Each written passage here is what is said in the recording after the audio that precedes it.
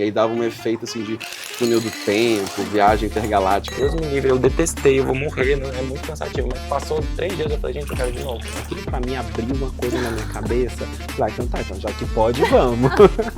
Pique, que corpo, pique, que pernas. Meu Deus, você malha muito. Gente, eu não malho. E eu sempre, tipo assim, eu tinha um dicionário em latim lá em casa. Publicitário, um jornalista, ele é a Barbie Profissões. Urge a necessidade de Me vocês... contratem, então. É casada, amigo. Não sei se com a mesma pessoa. Tá vendo? Todo episódio a gente te dá um motivo novo pra vir aqui no Lá no Bar. Eu tinha que nascer no Halloween.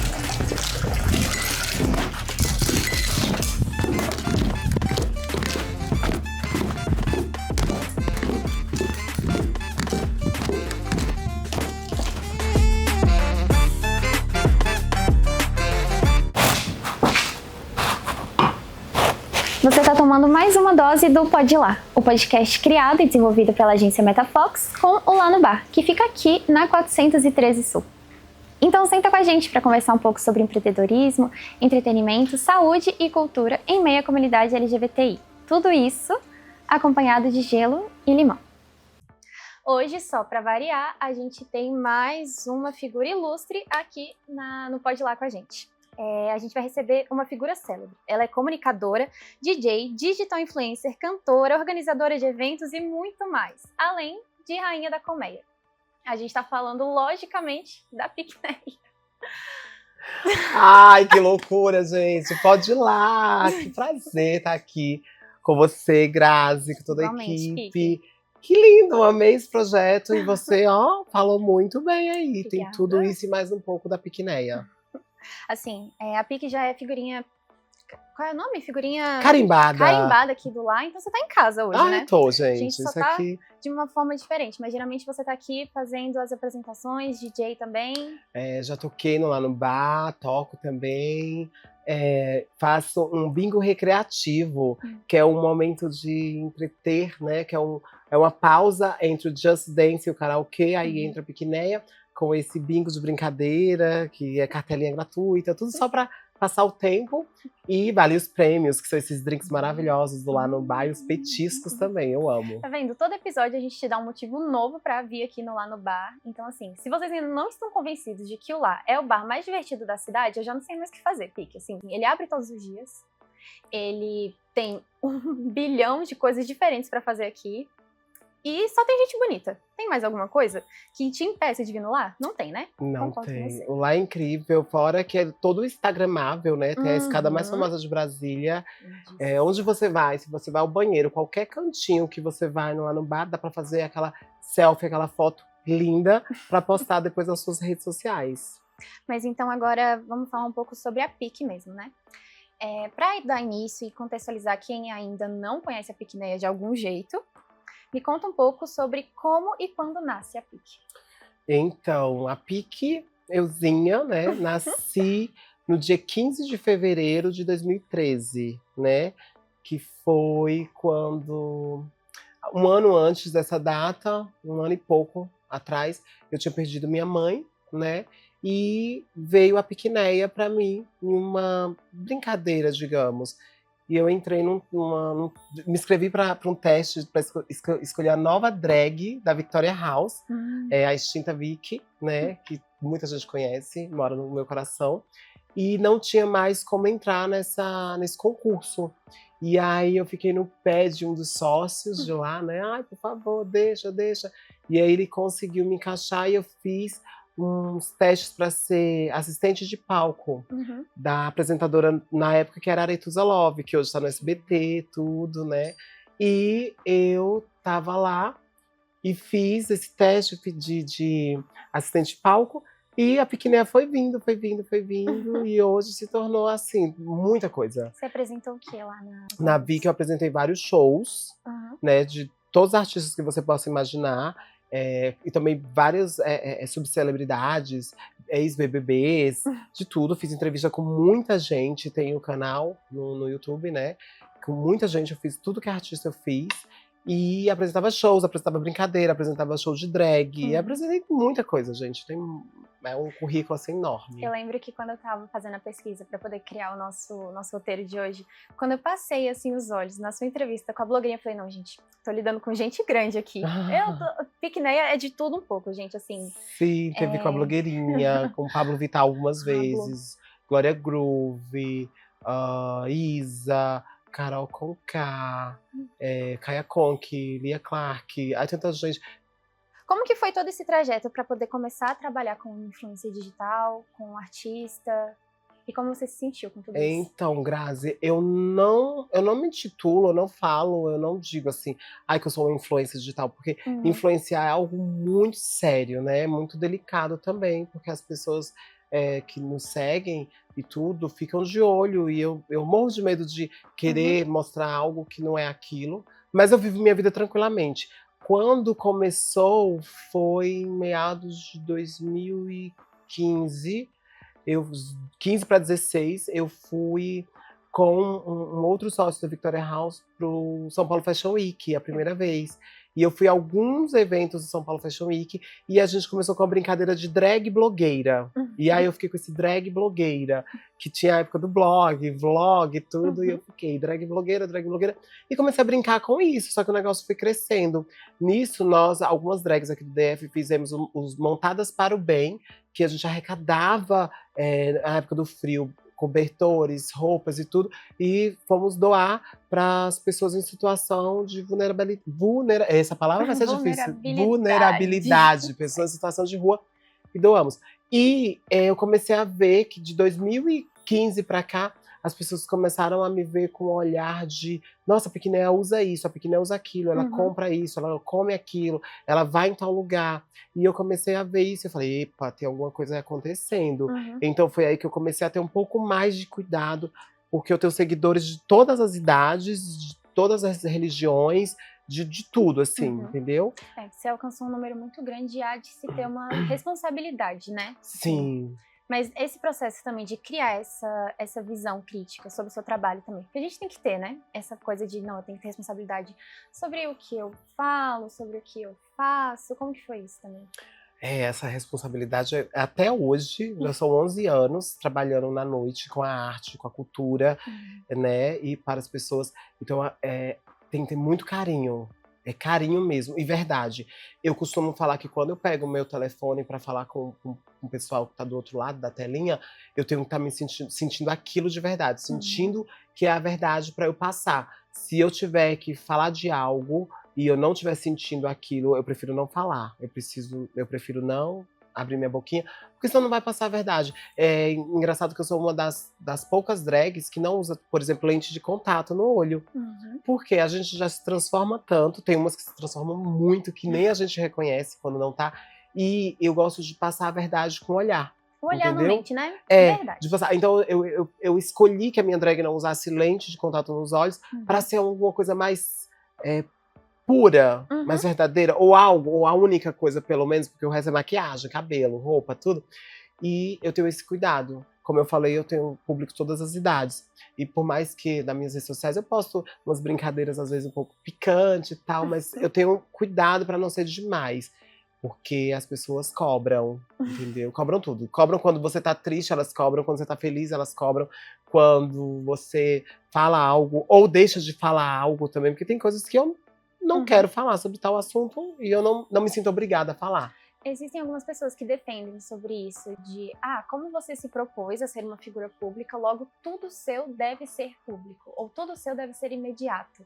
E eu acho que a gente ainda não, assim, faz muito tempo que o cenário virtual já ficou, assim, imerso à sociedade, né? Todo mundo tem uma pontinha ali no cenário virtual. Sim. Só que tem, sei lá, eu sinto que tem se desumanizado um pouco, sabe? Essa questão desse imediatismo. Vai ter dias que a PIC não vai estar bem e não vai estar querendo fazer, né? Ponto final. Isso. Tem coisas que a PIC pensa e ponto final. Eu imagino como deve ser, não só nesse âmbito de responsabilidade, mas deve ser muito trabalhoso ser alguém influente digitalmente. Se tornar uma figura pública. Isso. Eu falo no DF, porém, eu já rodei o Brasil e alguns lugares fora do Brasil, e já fui reconhecida fora e no Brasil em muitos lugares. Então, tipo assim, eu fico, cresci. Às vezes eu não acredito, às vezes eu fico, não, gente, é normal. Eu sou um ser humano, às vezes tem dia que eu tô de mau humor, tem dia que eu tô doente e tem que passar sempre o melhor. É o que eu penso. É igual agora, de dezembro do ano passado, de 2023 pra cá, eu me lancei como DJ. Então eu estudei e tal, me lancei como DJ pop e funk, né? E acabo colocando brasilidade, tudo no meu set. Só que a gente tem que tocar pro público, pra pista, obviamente. Mas eu gosto de tocar o que eu realmente sinto, o que eu gosto, entendeu? Eu brinco falando que o meu set é uma verdadeira faxina. Que, tipo, quando você tá fazendo faxina em casa, você escuta todo tipo de música, às vezes troca, às vezes repete a música porque você gosta.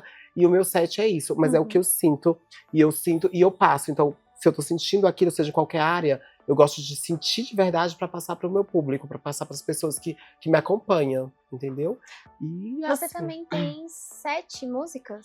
Ô, Grazi, eu já perdi a conta um pouquinho, porque assim, tem alguns feats. Ah, sim. Tem alguns feats, então eu acho que são 7 minhas, que só eu sozinha, e alguns feats. Eu não lembro nem os nomes, porque eu brinco. Isso veio numa brincadeira, ser cantora.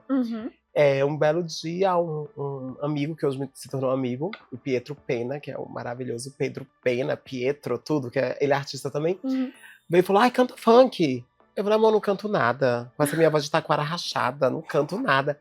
Ele canta, funk é mais tranquilo, que é mais faladinho e tal.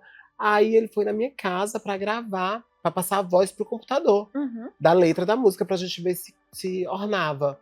Quando ele chegou, que ele colocou o computador, ele colocou o microfoninho assim, me deu uma dor de barriga, que eu corri pro banheiro, gente, foi um desastre. Aí, passei a voz ali, morrendo de vergonha, passei pra ele, depois a equipe, todo mundo se juntou, viu que era legal, ai, vamos gravar. Aí, ganhei a gravação da música, depois ganhei o clipe, que foi Rainha da Colmeia, e foi. Aí depois veio outra, e o pessoal pede pra eu fazer show, cantar minhas músicas, eu digo, gente, não, para. O povo pede mesmo, Dona Piquineia. É uma loucura, né? A Mas eu gente brinco, eu urge. falo, não, gente, eu sou tipo a Xuxa. Eu não canto, ela é vendedora de discos, né? E eu digo, não, eu gravei só pra tá lá, pra gente brincar. Você canta, dança. Ai, o dançar já é uma paradinha também. Eu fiz 39 anos agora há pouco, e com os 39 é uma preguiça. Mas, quem me acompanha sabe que eu sou uma drag mais tranquila. Eu não sou uma drag de bate-cabelo, de muitas performances, de looks extravagantes. Eu sou bem básica. Hoje eu tô até me achando muito elegante, mas pra você de casa aí. Mas eu venho, geralmente eu uso um blusão, um saltinho, às vezes tênisinho, cabelo tranquilo e a make bem mais leve. Sempre foi assim. Eu gosto de que a minha imagem seja fácil, sabe? Que uma pessoa de casa fale, eu consigo fazer daquele jeito. Que quando é essas drags incríveis, sabe? Com RuPaul, aqueles várias. cabelos maravilhosos, aquela coisa fica distante da realidade de alguém que quer. Eu falei, não, deixa eu ser mais tranquila, né? E muita gente me acusa, me julga e fala. Tem gente até que fala assim, brinca, não sei. Ela não é drag queen? Falo, sim, sou, gente. Existem vários estilos, tipos e. Dá pra você ir pra muito lado, né? Pode ser gótica, né? Igual você, assim.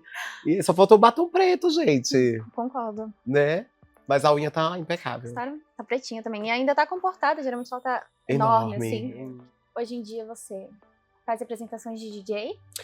Hoje eu ainda apresento, sou apresentadora, né? Que é comunicadora, sou DJ. Às vezes também fecho shows pra cantar. No caso, eu dublo as minhas próprias músicas, não tenho vergonha de falar. E agora eu tô vindo, desde o começo do ano, com projetos do governo, né? Eu faço parte, sou produtora do Instituto Pop Art, que é um instituto nenenzinho, tem pouco tempo, vai fazer 2 anos em agosto de 2025. E eu sou uma das produtoras desse instituto, e a gente vem com vários projetos. Já realizamos o Bloco Baile da PIC, que foi de rua, já tínhamos feito o Baile da PIC, o bloco interno, né? E fizemos na rua, né? Foi pelo GDF, tudo bonitinho. Eu tive o trio da PIC na 25ª parada do Distrito Federal, de Brasília mesmo, e tivemos na 15ª parada da Celândia o trio da PIC também. E foi lindo, foi incrível, tá no meu Instagram, tá nas minhas redes sociais, tá em tudo do Pop Art também. né? Que é o instituto onde eu sou produtora. E a gente vem em vários projetos. Eu vou falar de primeira mão aqui, que a gente ainda não expôs, mas eu acho que vão brigar comigo, mas eu vou falar. Foi aprovado agora a Micaré da PIC, que vai ser ano que vem, 2025, Micaré da PIC, e o Piquenique do Amor. Então são dois projetos lindos, e tem vários outros, mas eu não posso falar dos outros. E tem esses dois que foram aprovados e vai ser lindo. Então, quando for ao ar, se eu ainda não tiver dito, vocês vão ficar sabendo pode ir lá. Então a Micaré vai ser quando, mais ou menos? Previsão para uma semana antes da parada do Orgulho LGBT de Brasília. Que é como se fosse assim, uma festa para abrir a parada do mês do orgulho, tudo bonitinho. Só que isso é uma previsão, então depende tudo de toda a equipe do Pop Art, que a gente se junte e organize, que tem uma equipe gigantesca lá que cuida, não é só eu sozinha, tem uma equipe maravilhosa. E aí tem que esperar todo mundo se reunir para realmente ver se em qual data, mas junho ou julho, Meados ali, vai estar ali de pertinho junho ou da julho, da parada. Entendi. Que a parada também tem que ser lançada, então a gente não pode falar nada antes sem a parada do orgulho ser anunciada. Então, é uma semana antes, então quando eles anunciarem, a gente já solta a nossa também. E você também geralmente trabalha nas paradas, sim? Sim, eu faço aqui no DF hoje, eu faço quase todas as paradas das RAs, né? Como Águas Claras, Ceilândia, Taguatinga, Guará, Recanto eu não fiz, Sobradinho, Santa Maria, Gama, faço todas, mas o trio da PIC só teve em 2, e o restante eu sou contratada por outros institutos que fazem. Agora, esse ano de 2024, eu fui contratada pelo Instituto JUDI, JUDIH, JUDI. E aí, ano passado também, eles são maravilhosos, um beijo pra toda a equipe. Enquanto eu estava pesquisando sobre a PIC também, eu vi uma entrevista que falava sobre a Casa de Vidro do Bruninho. E lá você comentou que era um reality show dentro de uma festa, né? E aí, durante esse evento que estava acontecendo, você queria mostrar um lado drag queen que confundisse a cabeça das pessoas.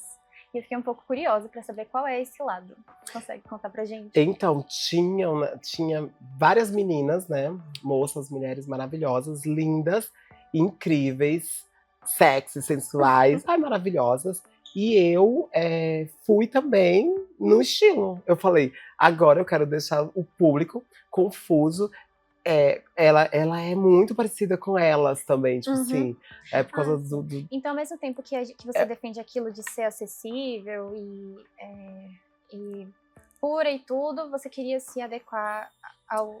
Não seria adequar, era brincar, confundir mesmo. Porque, tipo assim, como era um jogo, um reality que vem estar melhor, eu tinha que estar no nível, na altura. Porque como eu não sou um drag queen caricata, né, que usa cabelos super coloridos, que são lindas, com aquela maquiagem zona, então eu já sou estilo Mapoa, que a gente chama, sabe? Estilo garota, mulher, assim, cis. E aí eu fui, e foi muito engraçado, porque as meninas, elas ficavam assim, da Casa de Vidro.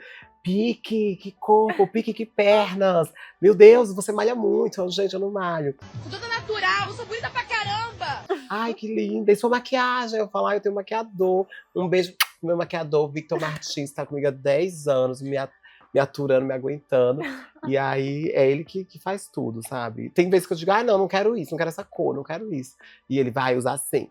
Ele cuida da maquiagem e só? Maquiagem, cabelo e roupa, né? E também faz parte do Pop Art e cuida também de parte da minha assessoria de agenda. Ele aí me acompanha, ele é tudo, assim. Então, eu digo que hoje ele é mais que um stylist, sabe? Ele é um produtor de uma produtora. Então, ele cuida, assim. Ele responde, ele fala muitas vezes por mim. Ele fala, já tá bom de foto, ela já cansou.